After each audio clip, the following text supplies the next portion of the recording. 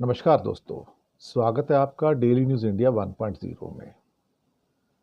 दोस्तों, दिल्ली में जो राजनीतिक गलियारे हैं वहां तो हड़कंप मचा हुआ है और ऐसा हड़कंप की पूछिए मत। फ्री ट्रेड एग्रीमेंट की बात हो रही है अमेरिका के साथ में और कहा जा रहा है कि इसको अक्टूबर नवंबर तक फाइनलाइज करके साइन हो जाएगा। पीयूष गोयल ने तो यहां तक कह दिया कि 7-8 महीने के अंदर कुछ मैजिक होने जा रहा है। मैजिक, जादू। सवाल क्या है यहां पर? सवाल यह है कि वो कौन सा जादू है और जादू किसके फेवर में है। वो जादू किसको गायब कर देगा और वो जादू किसको सब कुछ दे देगा। 500 बिलियन डॉलर का व्यापार बढ़ाना है अगर भारत के साथ में, जो अभी 200 से भी कम है, तो ये सारा जो क्या कहते हैं ना, फेवर किसकी ओर टिल्ट होता नजर आएगा। सोचने वाली बात है। अमेरिका अपना माल बेचेगा ना। अब अमेरिका ने तो अब टेक्नोलॉजी वगैरह देना तो बंद कर दिया है। वो तो बोलते बना बनाया माल ले लो भैया हमसे। मस्क को भी धमका दिया कि अपनी फैक्ट्री क्यों खोल रहे हो वहां पर, यहां बनाओ और माल बेचो। ये मैसेज बड़ा सिंपल है भारत के अंदर जाने वाले सभी उद्योगपतियों के लिए जो अमेरिकन है कि वहां मत जाओ। अब खास तौर से मैं डेयरी और एग्रीकल्चर, इनका क्या होगा।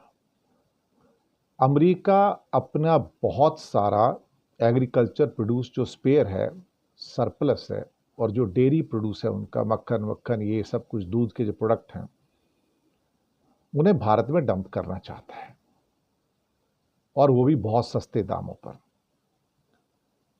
अब हो क्या रहा है कि भारत अपने यहाँ एग्रीकल्चर प्रोड्यूस और डेयरी प्रोड्यूस में किसी कंट्री को डंप करने को लेके बहुत सचेत रहता है। या तो बैन कर देता है या फिर उसके ऊपर इतनी ज़्यादा ड्यूटी मार देता है कि वो भारत में आके बिकने लायक ना हो। तो मैं आपको बताऊं कि भारत में जो एग्रीकल्चर प्रोड्यूस है उसके ऊपर लगभग जो फसलें वगैरह होती हैं 40% ड्यूटी है उसके ऊपर, करीब कस्टम्स टैरिफ। और जो डेयरी प्रोड्यूस हैं, मिल्क प्रोड्यूस हैं, उनके ऊपर लगभग 60% है। अब चाहे उसमें चॉकलेट भी हो सकती है, कुछ भी हो सकता है, चीज़ भी हो सकता है, मक्खन भी हो सकता है, कुछ और भी हो सकता है, जो भी मिल्क से बनता है। अब अमेरिका के अंदर इन प्रोडक्ट्स के ऊपर 5% या उससे कम ड्यूटी है। अगर अमेरिका के अंदर ये सामान जाता है एग्रीकल्चर का या डेयरी का, तो उस पर 5% से भी कम ड्यूटी है या टैरिफ है। अब सवाल ही पैदा होता है कि अगर आप फ्री ट्रेड एग्रीमेंट कर लेते हैं और यही राजनीतिक गलियारों में हड़कंप है कि हमारे तो किसान बर्बाद हो जाएगा, ये तो डेथ वारंट है उनके लिए भाई। हमारे किसानों के लिए और डेयरी और पशुपालकों के लिए तो डेथ वारंट है, क्योंकि इनका माल तो बिकेगा नहीं फिर। क्योंकि सस्ता अमेरिकन माल जो है वो पूरा भारत की सारी मार्केट को बर्बाद कर देगा। इवन जो फास्ट मूविंग कंज्यूमर गुड्स हैं उनको भी बर्बाद कर देगा। जो उनकी बची खुची फैक्ट्रियां हैं चाइना के चक्कर में जो बच गई हैं वो भी बर्बाद हो जाएंगी। तो भाई अमेरिका से फ्री ट्रेड करने का एग्रीमेंट का जो मतलब ये हो गया कि जो हड़कंप मैंने बताया जो मचा हुआ है वो इसी बात को है कि अगर हमने ये किसानों की और पशुपालकों की डेयरी के प्रोडक्ट की मार्केट खोल दी फ्री ट्रेड एग्रीमेंट में, तो हम तो बर्बाद हो जाएंगे भाई। फिर उसके बाद 6,000 रुपये नहीं, आपको 60,000 रुपये किसानों को देना पड़ेगा, तब कहीं जाके उनकी रोजी रोटी चलेगी। अदरवाइज तो उनका अनाज भी नहीं बिकेगा और उनका दूध भी नहीं बिकेगा। तो आप क्या करना चाह रहे हो अल्टीमेटली? आप हिंदुस्तान के किसानों के साथ, कोरोना में ये सिर्फ किसान ही थे, ये फसलें थी, एग्रीकल्चर ही थी जिसने हिंदुस्तान को बचा लिया था। बाकी सर्विसेज और मैन्युफैक्चरिंग तो बर्बाद हो चुका था। मैन्युफैक्चरिंग तो अब भी बर्बाद है, मुश्किल से हम 12% पे आ गए हैं इकॉनमी के। और चाइना बाकी बचा खुचा जो मैन्युफैक्चरिंग है वो भी बर्बाद करने पे तुला है। 100 बिलियन डॉलर से ज़्यादा का हमारा इंपोर्ट चाइना से होगा, करीब करीब 110 बिलियन डॉलर का होगा। 100 बिलियन डॉलर तो 11 महीने में क्रॉस कर गया है, और अब करीब करीब मार्च तक आते आते वो करीब 110 से 115 बिलियन डॉलर का व्यापार होगा। ये टोटल मिला के इम्पोर्ट होगा चाइना से। और इंडिया से जो एक्सपोर्ट है ले दे के 15 बिलियन डॉलर भी नहीं है चाइना को। तब आप क्या करेंगे? अब ऐसे में अगर अमेरिका भी आपकी मार्केट को बर्बाद करने में फ्री ट्रेड एग्रीमेंट के द्वारा आ जाता है, तो भाई हमारा तो एक तरह से कहा जाए ना कि पूरा सत्यानाश है। सत्यानाश नहीं, सवा सत्यानाश है। तो क्या मोदी जी सवा सत्यानाश के लिए तैयार हैं? क्या वो हमारे किसानों के लिए, पशुपालकों के लिए, डेयरी के जो बाकी जो हमारे फार्मर्स हैं उनके लिए, या छोटी जो डेयरी उद्योग वाली इंडस्ट्रीज़ हैं या दूध के ऊपर आधारित इंडस्ट्री हैं उनके ऊपर, या एफएमसीजी की इंडस्ट्री जो कि किसानों के प्रोड्यूस के ऊपर, फसलों के ऊपर निर्भर करती हैं, क्या उसको बर्बाद करने के लिए क्या वो उसका डेथ वारंट साइन करने को तैयार हैं?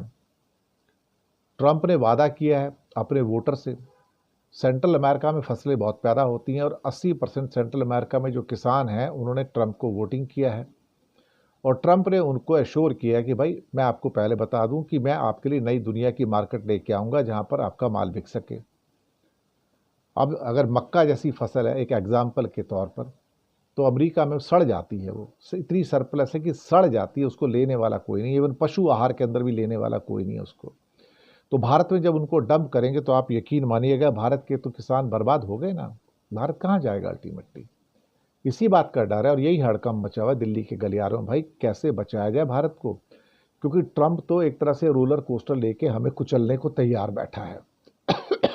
तो क्या मोदी जी खड़े होंगे और अपने भारत के किसानों के जो हित हैं या इंडस्ट्री के जो हित हैं या डेयरी और पशुपालकों के जो हित हैं उसको प्रोटेक्ट करेंगे? अब ये सवाल सबके जहन में है। हालांकि राजनेताओं ने और ब्यूरोक्रेट्स ने एक चीज़ बोलनी शुरू कर दी है कि देखिए अगर हमारा और अमेरिका का फ्री ट्रेड एग्रीमेंट होता है तो उसमें भारत के किसानों का फ़ायदा होगा। ये बेवकूफ़ बनाने वाले धंधे, भारत के किसान को क्या फ़ायदा होगा इसमें? भारत के किसान के लिए इसमें सिर्फ नुकसान है, सिर्फ नुकसान है, और ऐसा नुकसान कि मतलब उनकी तो भैंस भी मरेगी और कटिया है वो भी मर जाएगी, कुछ बचेगा नहीं भाई उनके पास। ये बर्बादी का एक सुनामी है, ये बर्बादी का एक डेथ वारंट है, और हम तो ये सरकार से कहेंगे भाई इस डेथ वारंट को साइन मत करो, मत करो, मत करो। शुक्रिया आपका।